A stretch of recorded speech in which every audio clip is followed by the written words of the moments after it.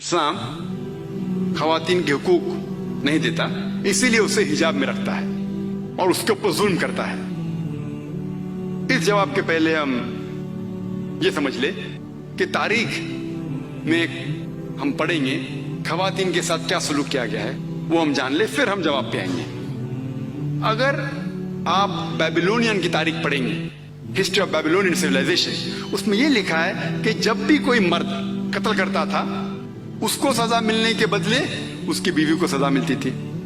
अगर आप Greek civilisation पढ़ेंगे, उसमें एक खातून थी जिसका नाम था पेंडोरा, एक इमेजिनरी वुमेन थी पेंडोरा, जो ग्रीक लोग कहते थे उसके वजह से सारी मुश्किलात जो दुनिया में हैं वो इस खातून की वजह से है। उनका एक तसव्वुर था जो गलत था। और इस ग्रीक सिविलाइजेशन में खातून की इज्जत ही नहीं थी, वैश्यापना काफी कॉमन था, आम था। अगर आप रोमन सिविलाइजेशन पढ़ेंगे, उसके अंदर भी nudity and prostitution was very common. नंगापन और वेश्यापना बहुत आम था। खवातीन लोग सिर्फ मजे के लिए इस्तेमाल किए जाते थे और छोड़ दिए जाते थे। अगर आप इजिप्शियन सिविलाइजेशन पढ़ेंगे, उसमें खवातीन को यह कहा जाता था कि वो शैतान की एक निशानी है। अगर आप अरब सिविलाइजेशन पढ़ेंगे, कुरान नाज़िल होने के पहले अरबिस्तान में यह हाल था कि अक्सर जब कोई लड़की पैदा होती थी उसे जिंदा गाड़ दिया जाता। अल्हम्दुलिल्लाह सुम्मा अल्हम्दुलिल्लाह, कुरान नाज़िल होने के बाद ये जो गलत काम बंद हो गया। अफसोस की बात है कि अपने हिंदुस्तान में अब तक है। इस्लाम एक वो मजहब है और मोहम्मद सल्लल्लाहु अलैहि वसल्लम वो शख्स है जिनने खवातीन का औहदा ऊंचा किया। अल्हम्दुलिल्लाह, उन्हें हुकूक दिए, उन्हें राइट्स दिए, लेकिन उसके साथ ये भी दिखाया किस तरीके से हुकूक को कायम रखे, किस तरीके से उस औहदे को कायम रखे। एक होता है कि कहना क्या करना, और किस तरीके से उसको कायम रखना वो भी बहुत जरूरी है। तो इस्लाम ने ये बताया कि जब अल्हम्दुलिल्लाह खवातीन को उठाया गया है और कुल्ली तौर पे, आम तौर पे मर्द और औरत इस्लाम में बराबर हैं। कुछ चीज में मर्द का दर्जा ऊंचा है, कुछ चीज में औरत का दर्जा ऊंचा है, लेकिन कुल्ली तौर पे दोनों बराबर हैं। तो जब इस्लाम ने, कुरान ने औरत का दर्जा उठाया, उन्हें ये भी चीज दिखाई किस तरीके से उस स्टेटस को बरकरार रखे, उस ओहदे को बरकरार रखे। और अक्सर लोग बात करते खवातीन के हिजाब के बारे में। अल्लाह सुब्हानहू व तआला कुरान मजीद में पहले मर्द के हिजाब के बारे में जिक्र करते, फिर औरत के। अल्लाह ताला फरमाते सूरह नूर में, सूरह नंबर 24 आयत नंबर 30 में कि ए मोमिन मर्द, ए मोमिन, जब भी आप किसी खवातीन को देखेंगे तो नजर नीचे करो। उसका मतलब जब भी कोई मर्द खातून को देखता है और कुछ भी गलत ख्यालात उसके दिल में आते हैं, इमीडिएटली कुरान का हुक्म है कि नजर नीचे करो।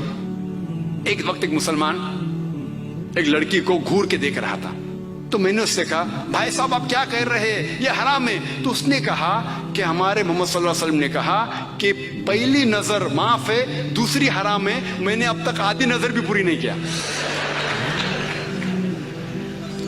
तो मोहम्मद सल्लल्लाहु अलैहि वसल्लम हदीस में फरमाते हैं कि पहली नजर माफ है, दूसरी हराम है। उसके मतलब ये नहीं कि अब 10 मिनट तक के लड़की को घूरते रहो बिना पल के झपकाए और कहेंगे कि नजर पूरी नहीं है। मोहम्मद सल्लल्लाहु अलैहि वसल्लम कहना यह था कि अगर आप अनजाने में कोई खातून को देख लेते हैं, लड़की को देख लेते हैं, तो जानबूझ के उसके तरफ फिर से मत देखो, उसके खूबसूरती को देखने के लिए जानबूझ के वापस से मत देखो।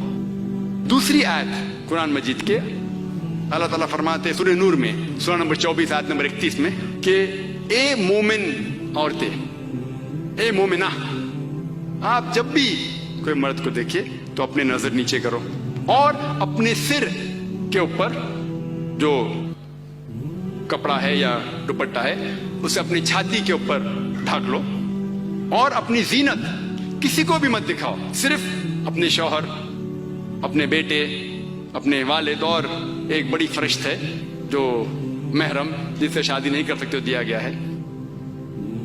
आम तौर पे हिजाब के लिए 6 फराइद है, 6 नुक्ते हैं, 6 पॉइंट्स है।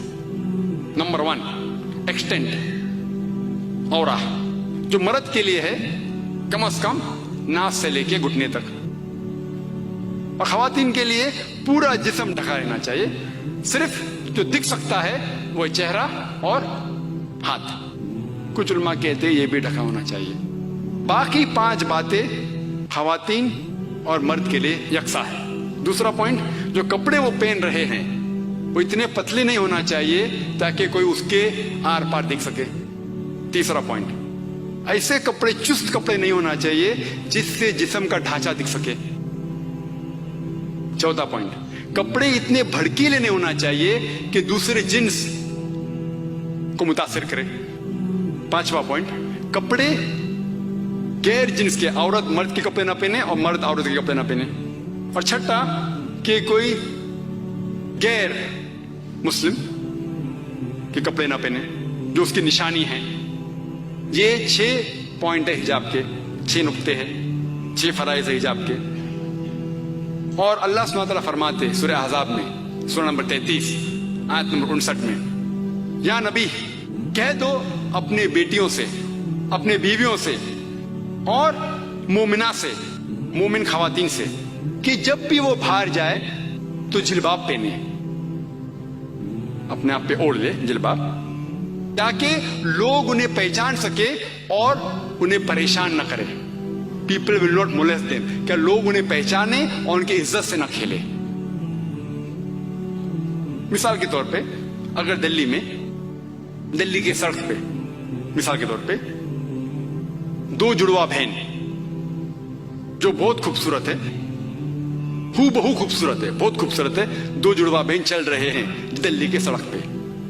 ایک جڑوا بہن پہنے ہوئے اسلامک لباس، پورا جسم ڈھکا ہوا، صرف چہرہ اور ہاتھ دکھ رہا ہے.